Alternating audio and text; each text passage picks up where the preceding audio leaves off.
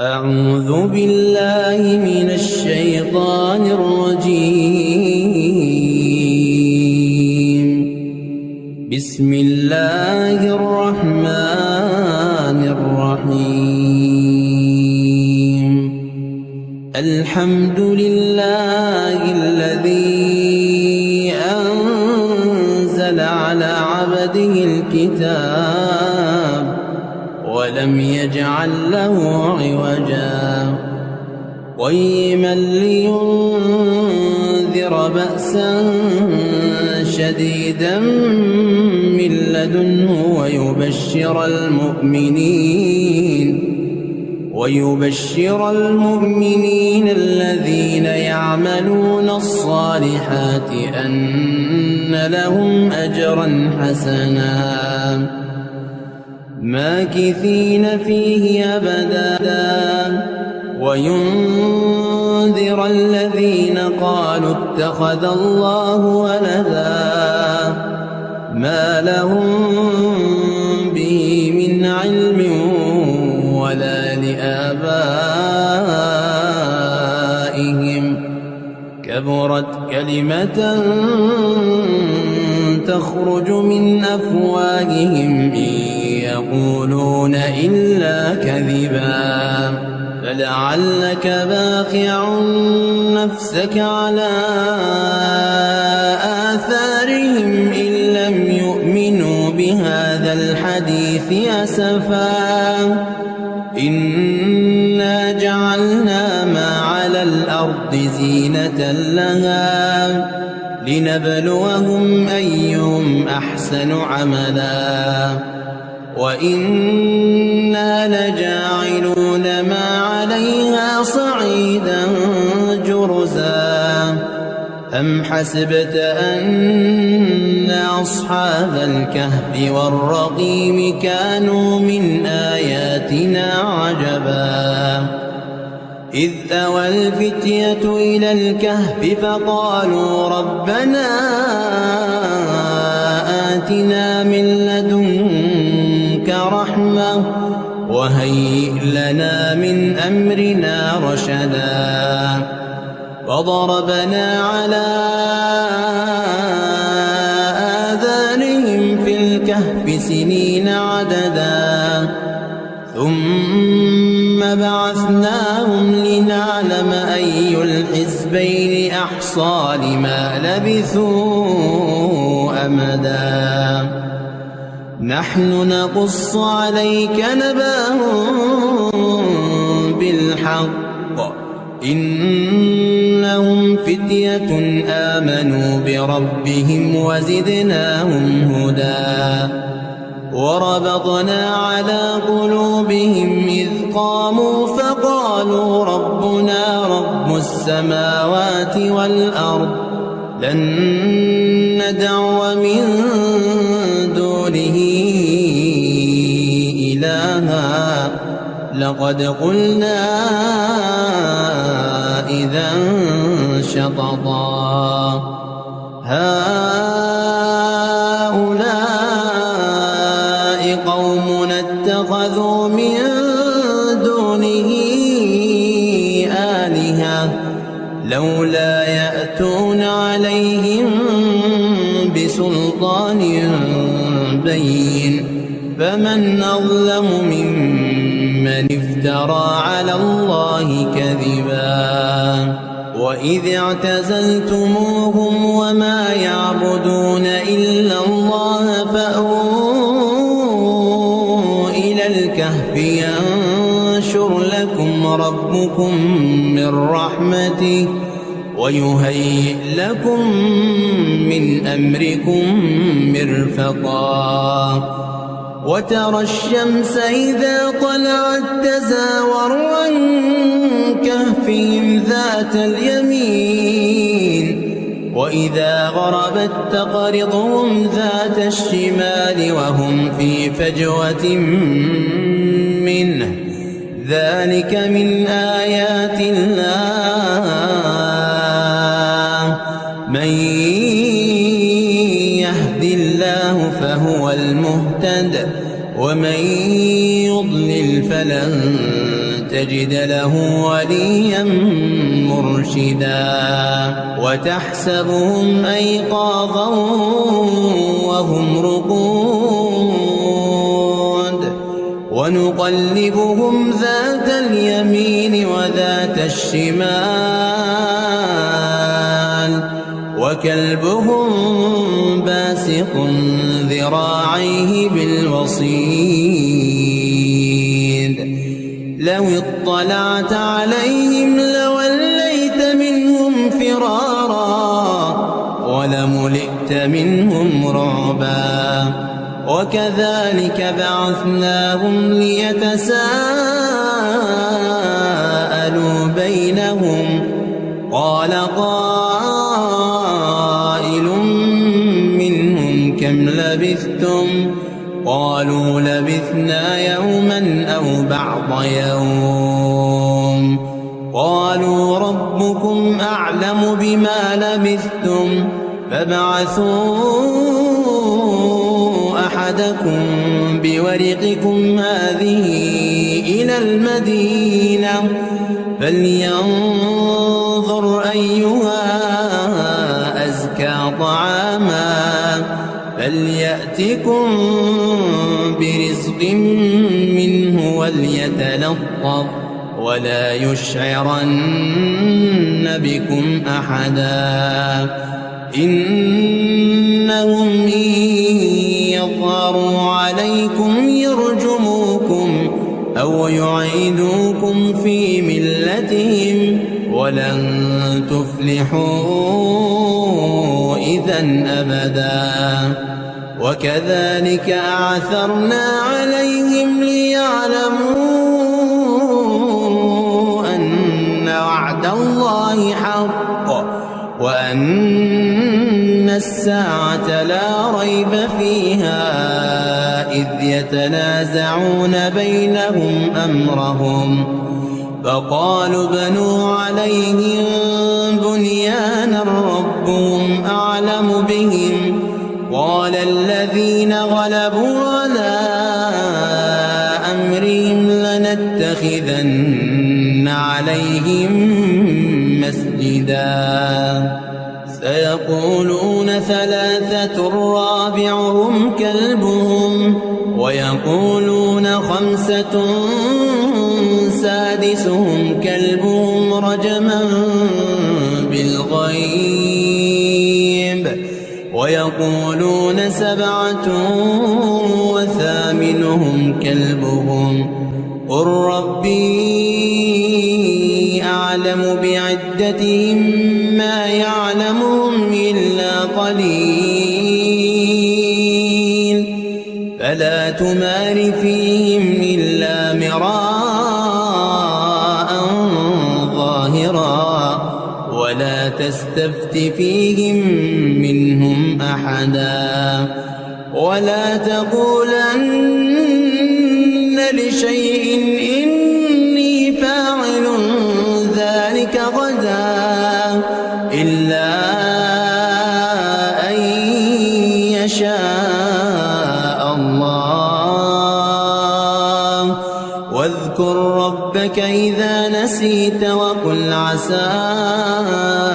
أن يهديني ربي لأقرب من هذا رشدا ولبثوا في كهفهم 300 سنين وازدادوا 9 قل الله أعلم بما لبثوا له غيب السماوات والأرض أبصر به وأسمع ما لهم من دونه من ولي ولا يشرك في حكمه أحدا واتل ما أوحي إليك من كتاب ربك لا مبدل لكلماته ولن تجد من دونه ملتحدا واصبر نفسك مع الذين يدعون ربهم بالغداة والعشي يريدون وجهه ولا تعد عيناك عنهم تريد زينة الحياة الدنيا ولا تطع من أغفلنا قلبه عن ذكرنا واتبع هواه وكان أمره فرطا وقل الحق من ربكم فمن شاء فليؤمن ومن شاء فليكفر إنا أعتدنا للظالمين نارا أحاط بهم سرادقها وإن يستغيثوا يغاثوا بماء كالمهل يشوي الوجوه بئس الشراب وساءت مرتفقا إن الذين آمنوا وعملوا الصالحات إنا لا نضيع أجر من أحسن عملا أولئك لهم جنات عدن تجري من تحتهم الأنهار يحلون فيها من أساور من ذهب ويلبسون ثيابا خضرا من سندس واستبرق متكئين فيها على الأرائك نعم الثواب وحسنت مرتفقا واضرب لهم مثل الرجلين جعلنا لأحدهما جنتين من أعناب وحففناهما بنخل وجعلنا بينهما زرعا كلتا الجنتين آتت أكلها ولم تظلم منه شيئا وفجرنا خلالهما نهرا وكان له ثمر فقال لصاحبه وهو يحاوره أنا أكثر منك مالا وأعز نفرا ودخل جنته وهو ظالم لنفسه قال ما أظن أن تبيد هذه أبدا وما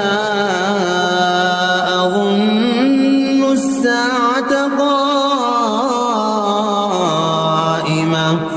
ولئن رددت إلى ربي لاجدن خيرا منها منقلبا قال له صاحبه وهو يحاوره أكفرت بالذي خلقك من تراب ثم من نطفة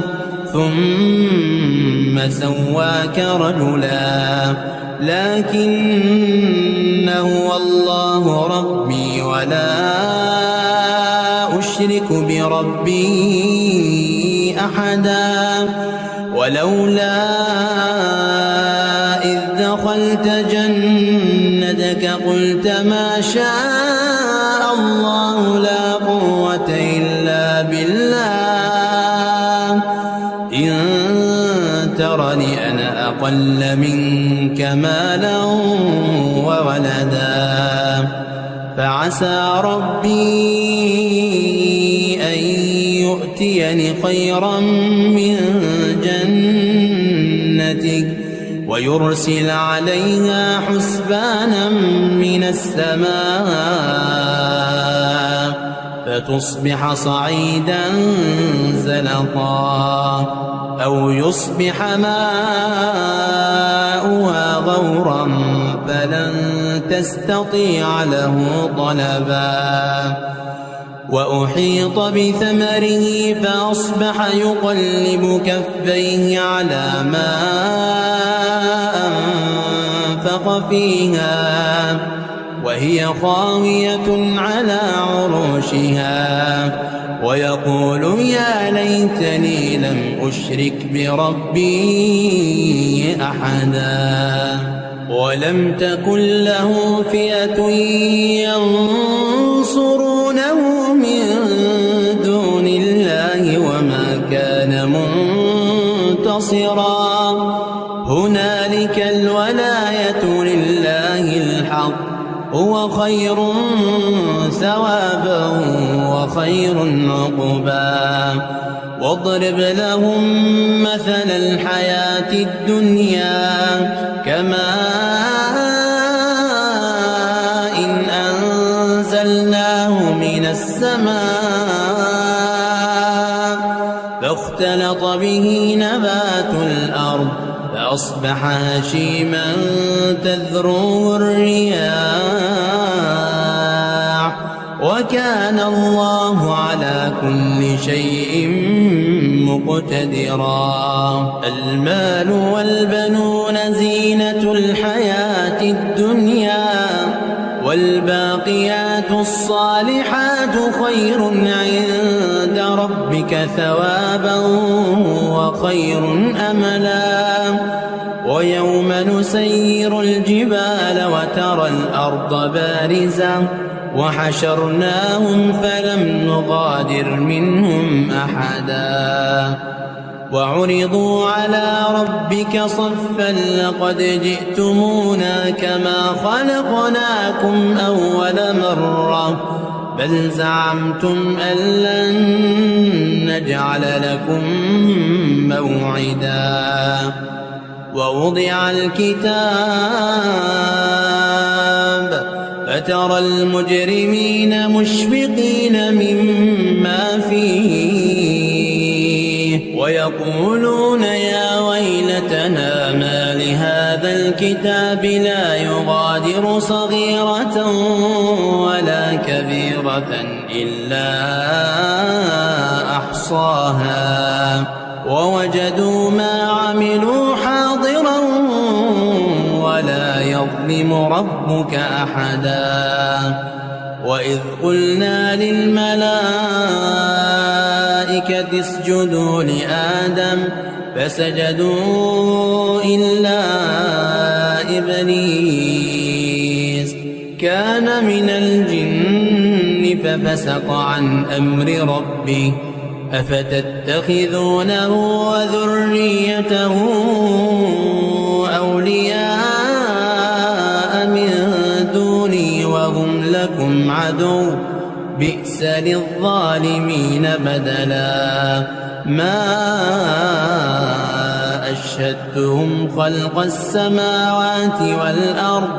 ولا خلق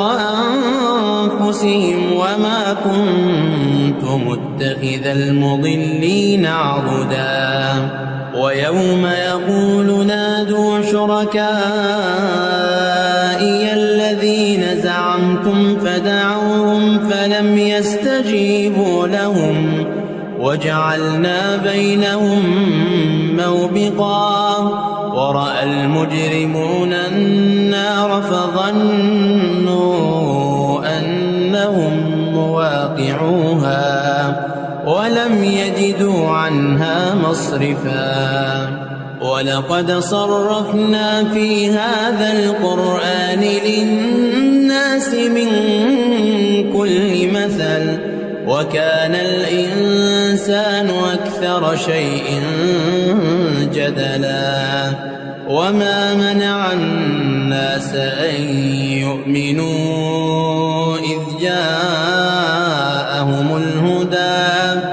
ويستغفروا ربهم إلا أن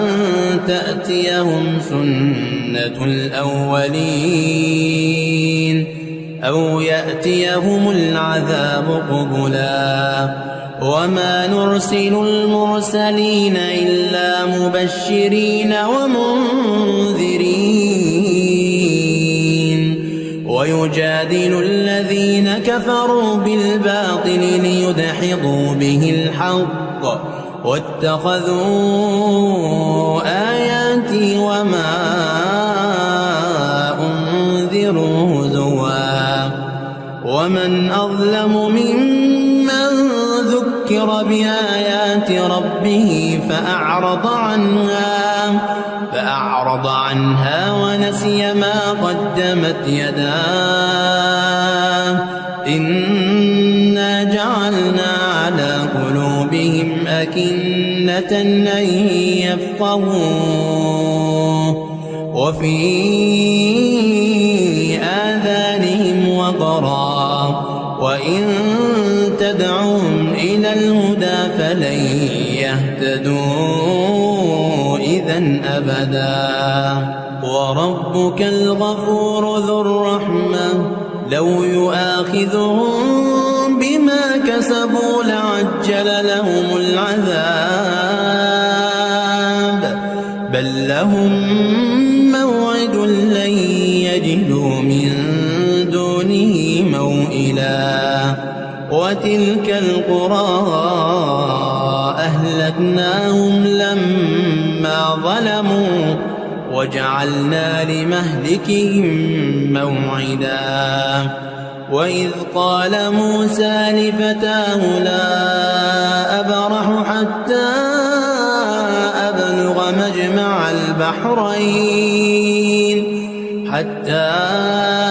أبلغ مجمع البحرين أو أمضي حقبا فلما بلغا مجمع بينهما نسيا حوتهما فاتخذ سبيله في البحر سربا فلما جاوزا قال لفتاه آتنا غداءنا لقد لقينا من سفرنا هذا نصبا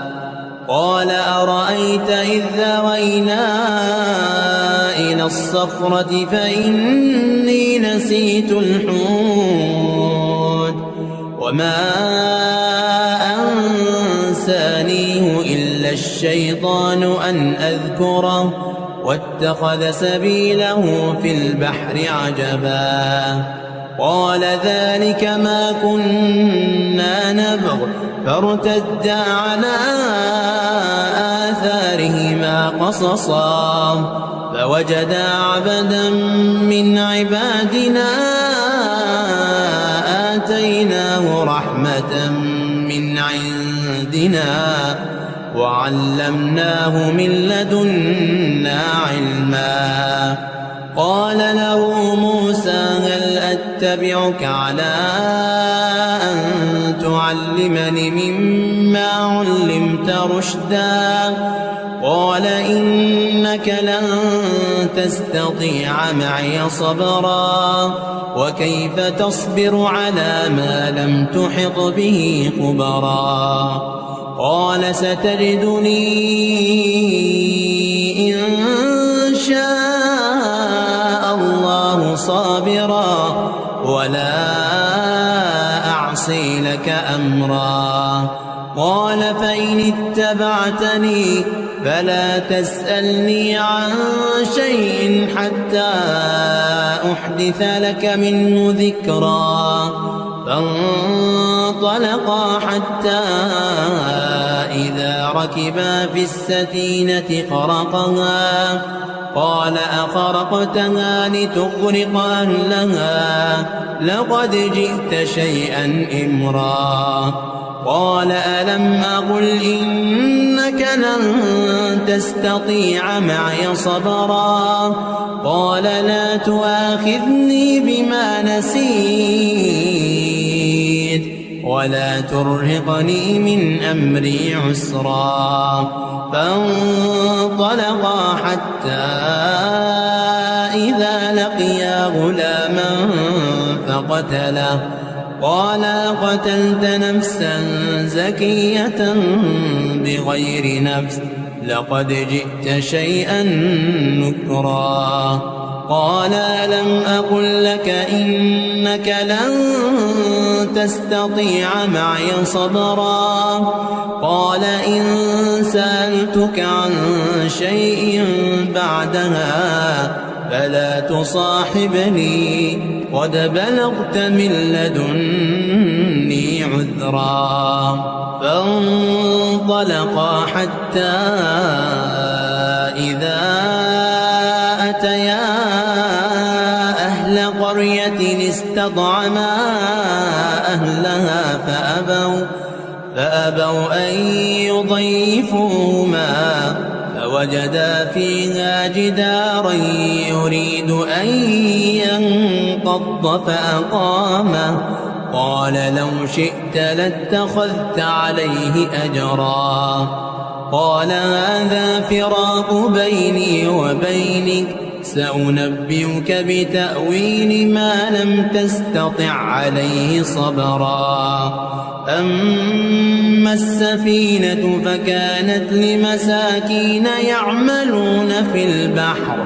فأردت أن أعيبها وكان وراءهم ملك يأخذ كل سفينة غصبا. وأما الغلام فكان أبواه مؤمنين فخشينا أن يرهقهما طغيانا وكفرا فأردنا أن يبدلهما ربهما خيرا منه زكاة وأقرب رحما. وأما الجدار فكان لغلامين يتيمين في المدينة وكان تحته كنز لهما وكان أبوهما صالحا فأراد ربك أن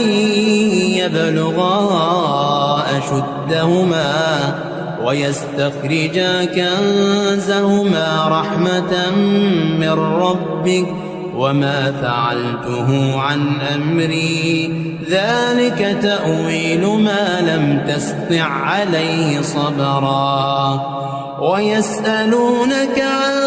ذي القرنين قل سأتلو عليكم منه ذكرا. إنا مكنا له في الأرض وآتيناه من كل شيء سببا. فأتبع سببا حتى إذا بلغ مغرب الشمس وجدها تغرب في عين حمئة ووجد عندها قوما قلنا يا ذا القرنين إما أن تعذب وإما أن تتخذ فيهم حسنا. قال أما من ظلم فسوف نعذبه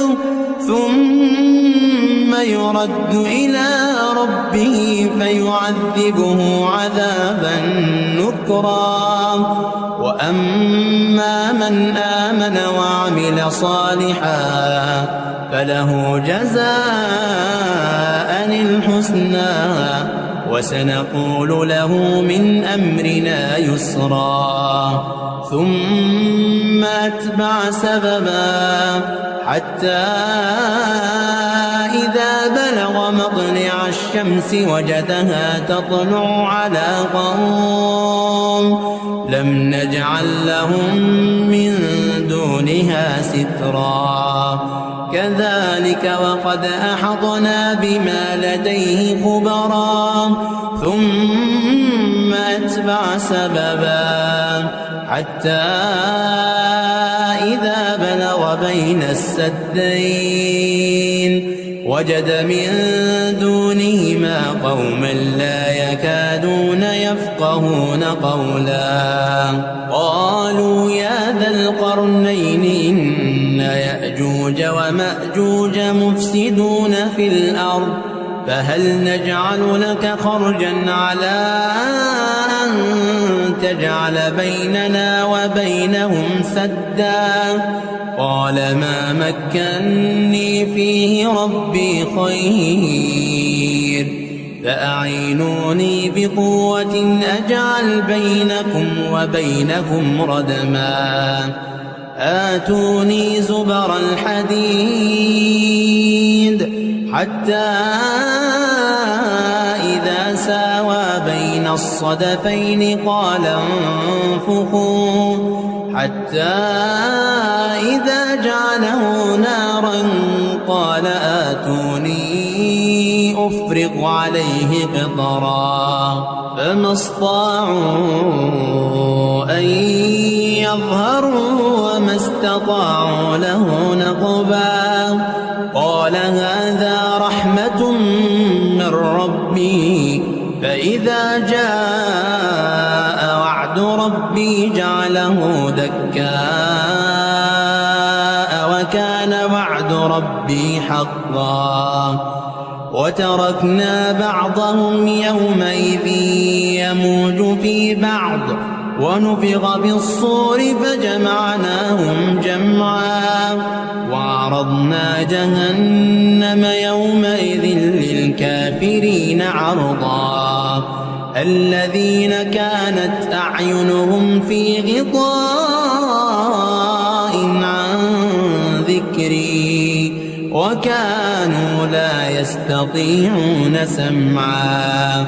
أفحسب الذين كفروا أن يتخذوا عبادي من دوني أولياء إنا أعتدنا جهنم للكافرين نزلا قل هل ننبئكم بالأخسرين أعمالا الذين ضل سعيهم في الحياة الدنيا وهم يحسبون أنهم يحسنون صنعا أولئك الذين كفروا بآيات ربهم ولقائه فحبطت أعمالهم فلا نقيم لهم يوم القيامة وزنا ذلك جزاؤهم جهنم بما كفروا واتخذوا آياتي ورسلي هزوا إن الذين آمنوا وعملوا الصالحات كانت لهم جنات الفردوس نزلا خالدين فيها لا يبغون عنها حولا قل لو كان البحر مدادا لكلمات ربي لنفد البحر قبل أن تنفد كلمات ربي ولو جئنا بمثله مددا قل إنما أنا بشر مثلكم يوحى إلي أنما إلهكم إله واحد فمن كان يرجو لقاء ربه فليعمل عملا صالحا ولا يشرك بعبادة ربه أحدا.